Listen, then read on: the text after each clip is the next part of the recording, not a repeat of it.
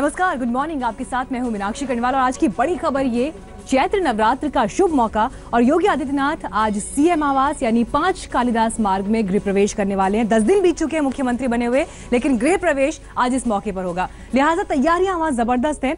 खासतौर पर गोरखनाथ मंदिर से पुजारी पहुंचे हैं और वो यहाँ पर पूजा करेंगे। हालांकि मुहूर्त 7:30 सुबह के 4 से 7:30 बजे तक का था। अभी तक तो पूजा शुरू नहीं हुई है, लेकिन वहां किस तरह की तैयारियां हैं इसका जायजा लिया हमारे संवाददाता कुमार अभिषेक ने।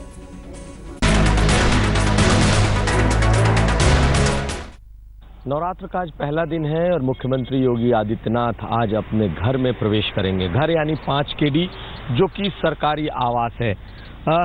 अमूमन इसके भीतर मीडिया को जाने दिया जाता है, लेकिन आज मीडिया तक पर पाबंदी लगा दी गई है। सुबह पूजा पाठ जैसे कि बताया जा रहा है कि जो दुर्गा सप्तशती से शुरू होगा उनका पाठ, जो कि नवरात्र में वो करते हैं। फलाहार रहेंगे योगी आदित्यनाथ। शाम को उन्होंने बाकायदा फलाहार के लिए अपने कार्यकर्ताओं, नेताओं और मंत्रियों, विधायकों को बुलाया है। जहां तक चर्चा है बाबा रामदेव भी आ सकते हैं। इसके अलावा आज दुर्गा सप्तशती के तकरीबन 1 घंटे तक वो पाठ करेंगे जो 5 केडी में मंदिर बना है। लेकिन कब आएंगे, क्योंकि बताया ये जा रहा था कि सुबह योगी आदित्यनाथ 5 केडी में प्रवेश कर जाएंगे, लेकिन मुहूर्त के मुताबिक ये खुद तय करेंगे कि योगी आदित्यनाथ अपना गृह प्रवेश कब करते हैं। कैमरामैन नीरज कुमार के साथ कुमार अभिषेक, लखनऊ, आज तक।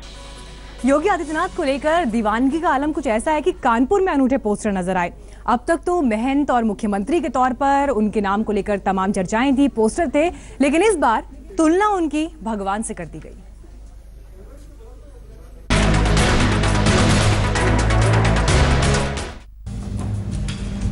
ये पोस्टर गौर से देखिए और धोखा कतई मत खाइएगा। पोस्टर में परशुराम जैसे दिखने वाले ये कोई और नहीं, यूपी के नए नवेले मुख्यमंत्री योगी आदित्यनाथ ही हैं। पोस्टर के पास खड़े होकर उसे निहार रहे कानपुर के इन बीजेपी कार्यकर्ताओं की माने तो ये योगी जी के 8 दिनों के कार्यकाल के ऐसे फैन हुए कि उन्हें परशुराम के रूप में दर्शाकर उनकी जयकारे लगाने लगे। नशा हो या भ्रष्टाचार, योगी ने बिन कैबिनेट बैठक ही सख्ती दिखाई तो हर बुरे काम पर नकेल लगने लगी। ऐसा कुछ ख्याल है योगी के फैन हुए बीजेपी के कार्यकर्ताओं का।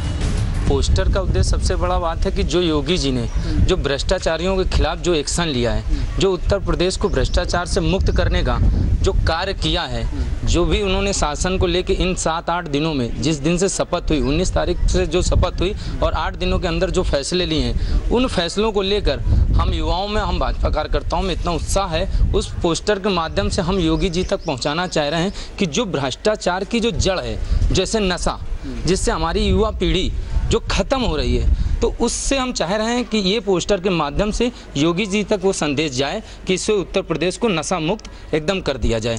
पोस्टर लगाने वाले बता रहे हैं कि पोस्टर में परशुराम का रूप धर के योगी आदित्यनाथ नशा और भ्रष्टाचार को खत्म कर रहे हैं। इलाके के लोग भी नए सीएम के निराले पोस्टर को देखने के लिए ठिठक रहे हैं। बहरहाल बीजेपी के धुरंधर सीएम साहब का हौसला पोस्टर लगाकर बढ़ा रहे हैं, तो सीएम साहब का भी फर्ज है कि एक्शन सख्ती से लें और वाकई वो वादे पूरे करें जिन्हें करके उनकी पार्टी और वो आज सत्ता तक जा पहुंचे हैं। इंतजार जनता को भी है और विपक्ष को भी।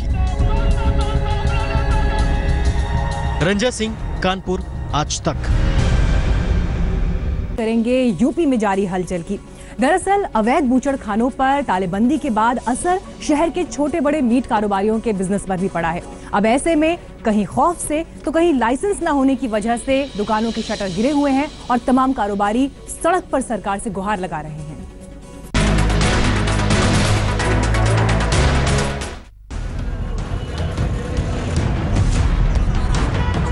जब से नया फरमान आया है, ये मार्केट पूरी देखो आप बंद पड़ी है। कारोबार भी खत्म हो रहा है जब तक मीट की दुकान है। हमारी मांगे ये है, हमारी दुकानें खोली जाए मुर्गा मीट की। गौहत्या बंद करो, बंद करो, बंद करो। मैं पिछले 15 दिनों से लगातार चेतावनी दे रहा था। यूपी में योगी राज के आने के बाद शहर शहर में ऐसी तस्वीरें आम हैं।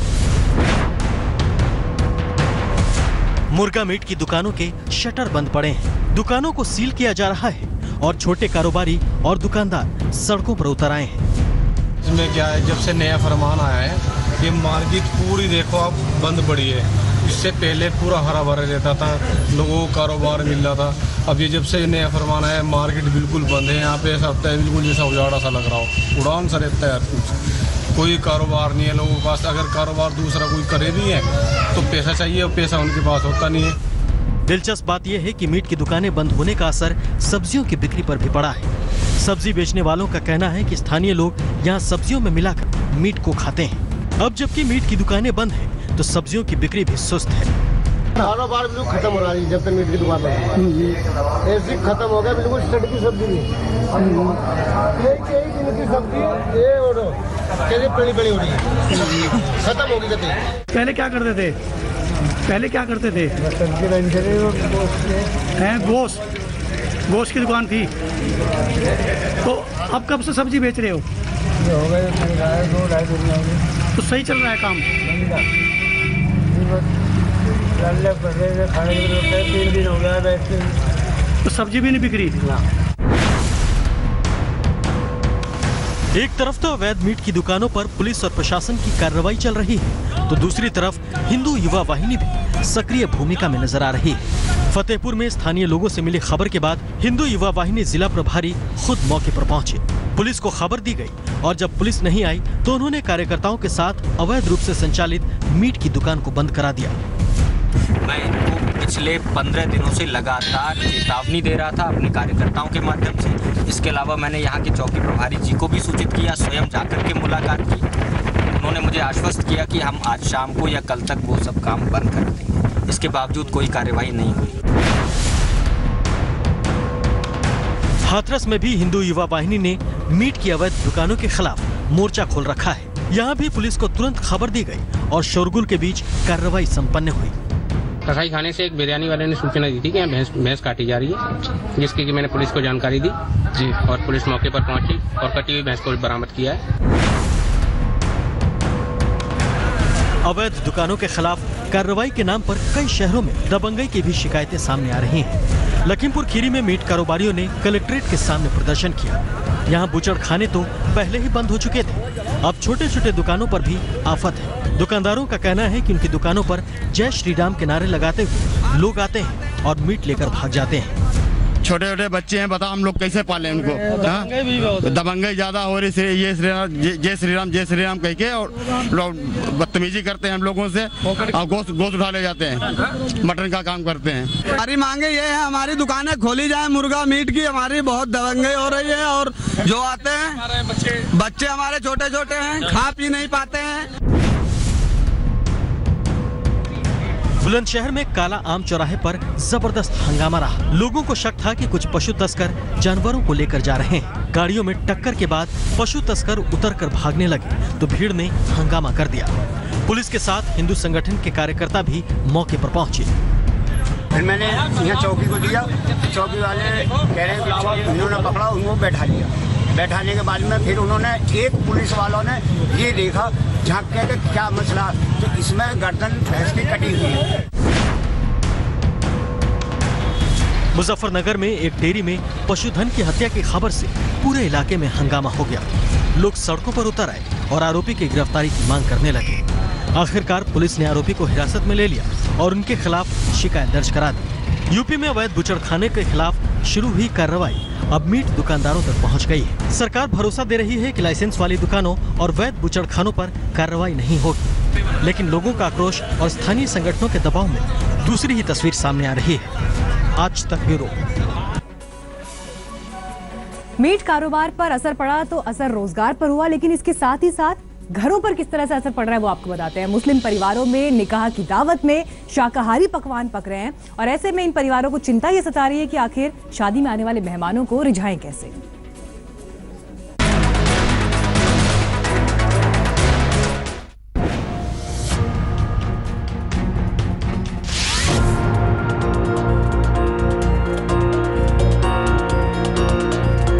घर की सजावट हो चुकी है, घर में नए कपड़ों की खरीदारी हो चुकी है, कार्ड छप चुके हैं, लेकिन निकाह की सारी तैयारियों के बीच घर में मायूसी है। सबसे बड़ी चिंता यही है कि मेहमानों को दावते वलीमा में सिर्फ शाकाहारी व्यंजन कैसे परोसे जाएंगे। अप्रैल में मेरे बेटे की शादी है, 4 अप्रैल में बेटी की शादी है। अच्छा। अब इसमें गोश्त की जो है वो प्रॉब्लम आ रही, जैसे कि मुख्यमंत्री ने मतलब ये पाबंदी लगाए अवैध गोचर खानों पर, वो सही किया है, लेकिन ये है कि शादी वालों के लिए बड़ी दिक्कत का सामना करना पड़ रहा है। मेरठ के इस परिवार में जिस बात की आशंका है उसे आगरा का परिवार झेल चुका है। शादी की दावत में सब्जी और पूरियां ना तो मेजबान का दिल कबूल रहा है और ना ही मेहमानों का दिल भर रहा है। दावत में यही रहा भैया, साग पूरी करा, वो बच्चे खाए, वो बारातियाँ खाई नहीं गए, हमारे मुंह पे पत्तले मार मार के चले गए। और हमारी बच्ची को भी माँ जाके नसीहत करी कि क्या करा तेरी माँ ने, इससे तो हम अपनी और कहीं शादी कर लेते, ऐसे गरीबों के यहाँ हमारी शादी हुई है, हम कैसे करें भैया। हमारी बच्ची को बहुत तासा है, इन्होंने नहीं बना। फिरोजाबाद की रिजवाना बेगम का भी गम यही है। बूचड़ खाने पर ताले गए, मीट की दुकान बंद हो गई और अब दावत का मेन्यू ही बदल गया है। मीट का खाना खाना चाहिए ना, उन्हें भी तो हमें इस तरीके की दावत देनी चाहिए। हम उनके यहाँ पर खा के आए हैं गोश्त का खाना, तो हमें अपने यहाँ पर गोश्त का खाना नहीं खिलाना चाहिए। ये बताइए आप, अभी कितनी परेशानी हुई थी और अब ये परेशानी कर दी। अब जब सब आए तो हम इन्हें अभी आगे बैठे हमने और ये बात सुन ली कि हम यहाँ पे ये मीडिया आने वाली है, तो अब ये लड़की बताइए, इस लड़की के घर के ससुराल वाले अगर जो कहते हैं हमें गोश्त चाहिए, तो हम नहीं ये गोश्त का खाना देंगे कि उसका पूरी तरकारी का खाना देंगे। आज की शादी में पूरी सब्जी चला रहे हैं साहब हम तो, अब क्या करें, परेशानी का सामना करना पड़ेगा। रिश्तेदारों को दिक्कत नहीं होगी। अब क्या करें यार, रिश्तेदार एक दिन को नहीं खा के जाएंगे तो कोई मर भी नहीं जाएंगे सरकार।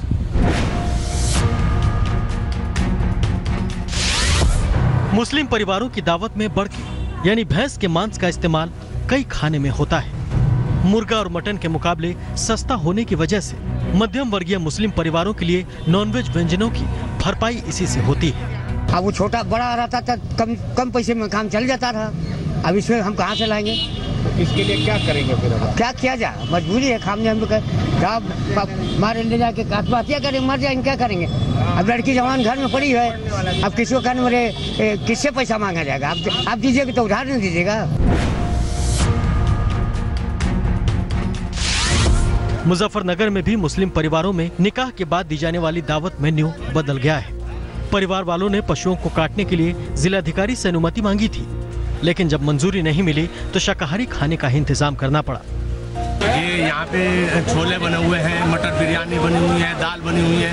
ये जीवन की पहली शादी है। हमारे यहाँ शादियों में गोश्त का इस्तेमाल होता है। बिना गोश्त के हम जीवन में पहली शादी देख रहे हैं जो बिना गोश्त के खाना शादी में दिया जा रहा है।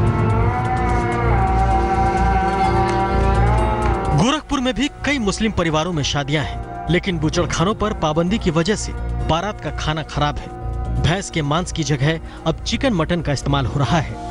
कहना हम ये चाहेंगे अपने सीएम साहब से कि अल्लाह ने जो हमें पैदा किया है और तमाम जानवरों को पैदा किया है, तो हमारे बीच बहुत से ऐसे जानवर हैं जो सिर्फ घास खाते हैं, जैसे बकरी वगैरह। कुछ ऐसे जानवर हैं जो सिर्फ मांस खाते हैं, जैसे शेर, क्योंकि शेर को अल्लाह ने वो दांत दिया है जो मांस खाए, बकरी को वो दांत दिया है जो घास खाए, और इंसान को वो दांत अल्लाह ने दिया है जो घास और मांस दोनों खाए। तो इसलिए हमें मांस खाने की छूट होनी चाहिए और व्यापार का जो बढ़ावा वो रहना चाहिए। ये तो मांस को दबा करके इस देश का कारोबार भी ठप करने का काम कर रहा है, इससे अपराध पैदा होगा। बिजनौर के हनीफ कुरैशी तो मन महसूस कर रह गए। उनका धंधा ही मीट का है, जाने कितनी दावतों के लिए मीट सप्लाई करते रहे, लेकिन अपने भाई और बहन की शादी की दावत फीकी रह गई। जब से योगी आए मुख्यमंत्री, जब से समस्या आई। आपने घूमे कहीं और लगा के कहीं? सब जगह घूमे हम, कहीं नहीं, मना कर दिया। सब रिश्तेदारों में दिक्कत होगी, कई लोगों सब रिश्तेदार सभी के सामने दिक्कत आ रही। शादी मेरे ख्याल से टलने लगी अब इसी कारण। दिक्कत ही है सारी साहब, जब से ये मोदी सरकार बनी है, ये जब से योगी जी महाराज मुख्यमंत्री बने हैं, जब से लेकर आज तक दिक्कत में ही हो रहा है। मुसलमान सारे दिक्कत में है। जब से बड़ा बंद करा, कभी बड़ा बंद कर दे, कभी चिकन बंद कर दे, कभी छोटा बंद कर दे, कभी मुर्गा, कभी अंडा। हम कहाँ जाए साहब? योगी सरकार के आने के बाद कार्रवाई अवैध दुकानदारों पर चलनी थी, लेकिन हंगामे और बवाल के डर से लोग दावतों में मीट रखने से भी बच रहे हैं। आशंका है कि कहीं गोश्त के शक की जांच करने लोग दावत में ना घुस आए और रंग में भंग ना पड़ जाए। आज तक ब्यूरो। दावत में मटन और चिकन की जगह छोले और पनीर बन रहे हैं। लोगों का पेट जरूर भर रहा है, लेकिन समस्या ये है कि अब कई लोग ऐसे हैं जिन्हें अपना रोजगार बदलना पड़ रहा है, नए रोजगार अपनाने पड़ रहे हैं।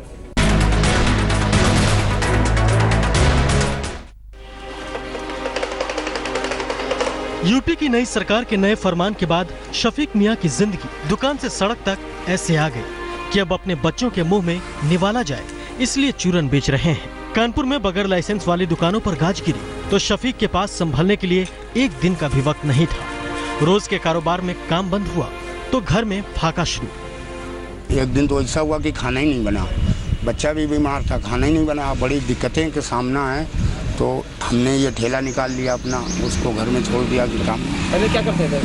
पहले मीट का काम करते थे। तो अच्छा, अब इसके बाद क्यों समझ लो, अब इसके बाद अगर शुरू हो जाएगा जैसे कार्टून लाइसेंस में, तो क्या करें? तो फिर करने लगेंगे अगर करना है। जब काम चालू होगा तो अगर गवर्नमेंट ध्यान दे रही है तो बिल्कुल पक्का है कि करेंगे काम। मीट के अवैध कारोबार पर पाबंदी के फैसले की वजह से इस्लाम कुरैशी की बिरयानी की दुकान का बोर्ड बदल गया। अब मटन की नॉनवेज बिरयानी की जगह पनीर और मटर की बिरयानी बेच रहे हैं, लेकिन लोगों की जुबान पर जो स्वाद चढ़ चुका है वो इतनी जल्दी कैसे बदलेगा। इस्लाम कुरैशी का कहना है कि उनकी नॉनवेज बिरयानी के मुरीद कई हिंदू भाई भी थे, जो अब दुकान के बदले बोर्ड को देखकर लौट जाते हैं। पनीर की और मटर की बिरयानी बेच रहे हैं और नींद आ रही है, बिना फुराक। यूपी में बीजेपी की सरकार आते ही बागपत में भी बदलाव का मौसम चल रहा है। बिना लाइसेंस और सरकारी अनुमति के मीट की दुकानें बंद करनी पड़ी, इसलिए शकील जैसे कई मीट दुकानदारों ने फल की दुकान खोल ली, क्योंकि इस दुकान में लाइसेंस वाला कोई झंझट नहीं था। गुजर खाना बेचे थे, अब अपना ठेले वल्ले लगा के अपना बच्चों का गुजारा कर रहे हैं। वो काम क्यों बंद किया आपने? बस उसमें से नई सरकार आ गई, हमने बंद कर दिया। बच्चों का गुजारा करना है, घर में चूल्हा जलाना है, थाली में रोटी चाहिए, इसलिए वक्त के साथ कारोबार बदल गए ताकि जिंदगी चलती रहे। बागपत से दुष्यंत और हाथरस से राजेश सिंघल के साथ रंजय सिंह, कानपुर, आज तक।